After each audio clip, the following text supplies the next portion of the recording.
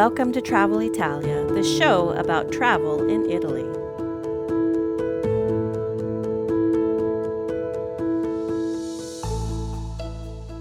Welcome back to Travel Italia, the podcast that helps you travel smarter, deeper, and with more confidence through Italy. Today's episode is one of my favorites because it can literally save you money, disappointment, and a whole lot of mediocre pasta. We're talking about how to avoid tourist traps in Italy and how to experience the real Italy instead. After years of living in Italy, I can spot a tourist trap in about 3 seconds, and today I'm going to teach you how to do the same. Because in Italy, the difference between a forgettable meal and an unforgettable one is often just a few steps down the road. I still remember one of my very first trips to Italy before I lived here. I sat down at a restaurant right near a major monument. The view was incredible. The pasta was not. It was meh, overpriced, and completely forgettable. A few days later, I wandered into a tiny trattoria on a side street. No view, no English menu, and it was one of the best meals I've ever had. That's when I learned something important. In Italy, location doesn't guarantee quality. So what is a tourist trap, really? A tourist trap is a place designed to extract money from visitors while offering the lowest effort version of Italy. Tourist traps usually have inflated prices, generic or even frozen food, rushed service, and zero local soul. Tourist traps don't show you Italy. They show you what Italy looks like when it's designed only for tourists. So how do you spot a tourist trap? First, let's talk about how to spot a tourist trap restaurant. Red flag number 1, menus with photos in many languages. If you see huge photo menus, international flags everywhere, and someone aggressively trying to pull you inside, keep walking. Red flag number 2, the location is doing all the work. If a restaurant sits right next to a major attraction and is full of tourists, you're probably paying for the view, not the food. Red flag number 3, the menu is way too big. If a restaurant offers everything from pizza to sushi to burgers, run.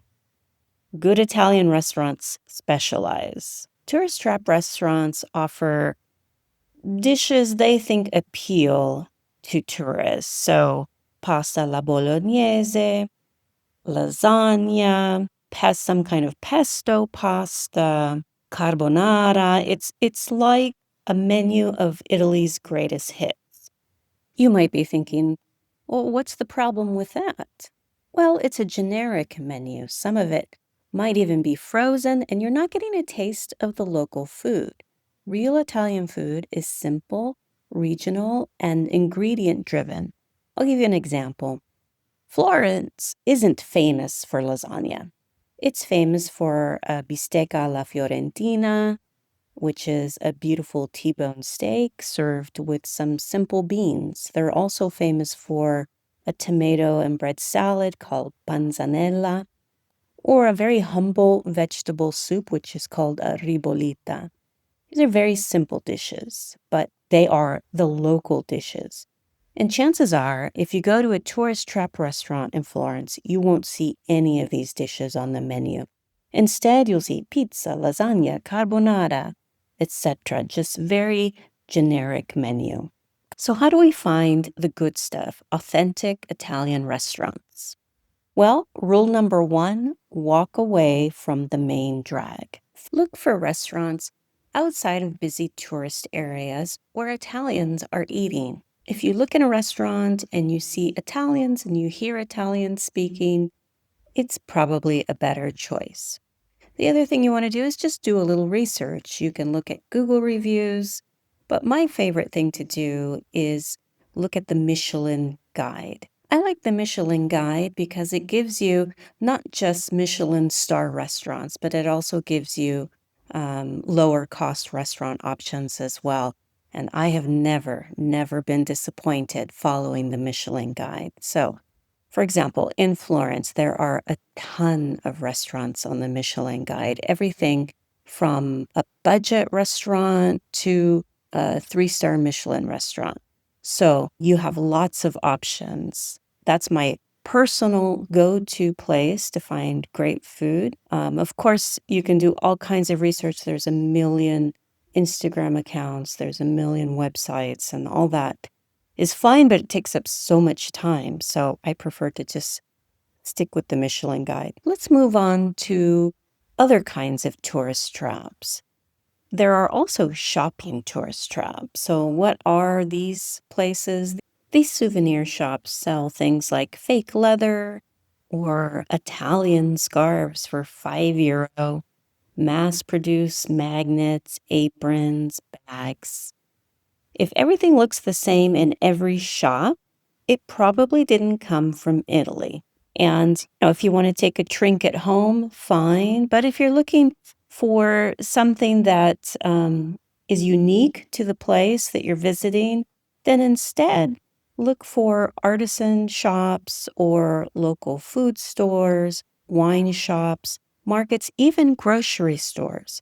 Because some of these souvenir shops actually sell food items. And let me tell you, you don't know how long that food has been sitting there. And you could probably get the very same thing or something very similar by just going to the grocery store instead. And you'll probably pay a lot less. So instead, look for specialized food shops, local grocery stores, and local markets. Now let's talk about transportation tourist traps. These unfortunately do exist, so do be careful, especially when you arrive in Italy and say you're in the airport and someone comes up to you and offers you a ride. Do not take that, okay? You always use official taxis. So outside of every airport is an official taxi zone, they call it, and there's a line of taxis. So just go to the front of the line, and as you get in the taxi, make sure that the official license is displayed somewhere. As some of you know, Uber doesn't really exist in Italy. It only exists in a few of the big cities and only Uber Black. So it's more expensive, but it's very easy to get a taxi with a taxi app. So before you leave on your trip, go to the show notes and get the link to that app. Now let's talk about tourist traps that you can come across as you're preparing for your trip, planning activities. You can find these tourist traps online even. I'll give you an example. Right now, the Olympics are happening in Milan, so a lot of people are in the city. And if you want to go to the Duomo of Milan, the most imposing, the most famous landmark in Milan, you might start Googling tickets to the Duomo of Milan, right? That's where one would naturally start. But on a Google search, the first 4 or 5 options that come up on the Google search are not official tickets, they are tours. So I'll give you an example. There's one tour. It's a tour of the Duomo with rooftop access, and this is €610 per person. That's a ridiculous price. So yes, you're getting a private tour with someone who can explain the history and all the details, which that's very nice. But what if you just wanted to go in by yourself without a tour guide? If you go to the official website, the entrance to the Duomo and the rooftop access by lift is only €26 on the official website. So I would call that a ripoff, €610 for a private tour. When you're doing your Google searching for places you want to visit, if you just want to go by yourself, you don't want a guided tour, make sure that you're at the official website, and you can know that if the website ends with .it, okay? and look for the Italian word ufficiale, which means official. Once you're there, even though the website is in Italian, you can choose on the drop-down menu to look at it in English, and this will save you a ton of money. So friends, these are the areas where people generally go wrong. Restaurants, shopping, transportation, and then visiting sites looking for tickets online. That's it for today, folks. I hope these tips have been helpful to you. Just remember, Italy rewards curiosity. The best meals aren't always Instagram famous. The best streets aren't always in guidebooks.